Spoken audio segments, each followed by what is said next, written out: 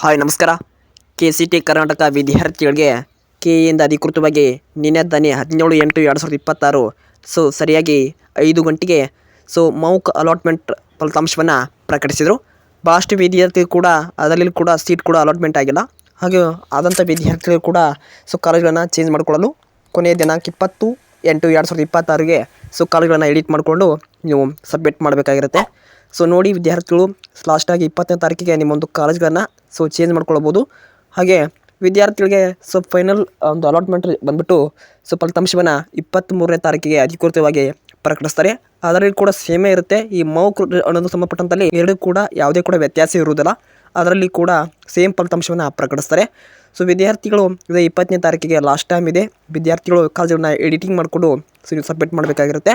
ಹಾಗೆ third ರೌಂಡಿನ option ಸೆಂಟರ್ನ ಯಾವಾಗ enable ಮಾಡ್ತಾರೆ ಅಂದರೆ ಆಗಸ್ಟ್ 4th ವೀಕಿಗೆ ನಿಮಗೆ ಥರ್ಡ್ ರೌಂಡಿನ ಆಪ್ಷನ್ ಸೆಂಟರ್ನ ಬಿಡುಗಡೆ ಮಾಡ್ತಾರೆ. ಅದರಲ್ಲೂ ಕೂಡ ವಿದ್ಯಾರ್ಥಿಗಳು ಭಾಗವಹಿಸಿ ಸೀಟ್ ಕೂಡ ಪಡ್ಕೋಬೋದು.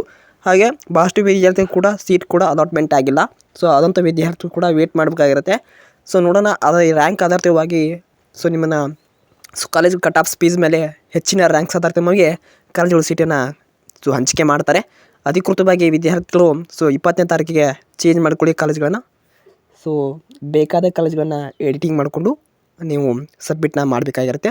ಕಾಲೇಜನ್ನು ಪ್ರಯಾರಿಟಿ ಮೇಲೆ ಚೇಂಜ್ ಮಾಡ್ಕೊಳ್ಳಿ. ಬೇಕಾದಂಥ ಕಾಲೇಜ್ಗಳನ್ನು ಡಿಲೀಟ್ ಮಾಡ್ಕೋಬೋದು. ಹಾಗೆ ಹೊಸದಾಗಿ ಕಾಲೇಜ್ಗಳನ್ನ ಆ್ಯಡ್ ಮಾಡ್ಕೋಬೋದು. ಇದೊಂದು ಕೊನೆಯ ಅವಕಾಶನ ಸರ್ಕಾರ ಅವರು ಕೊಟ್ಟಿದ್ದಾರೆ.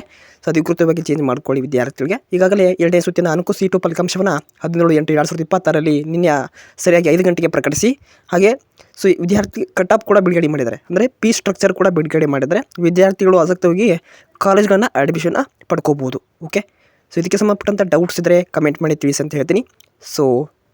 Thank for watching. Have A nice day.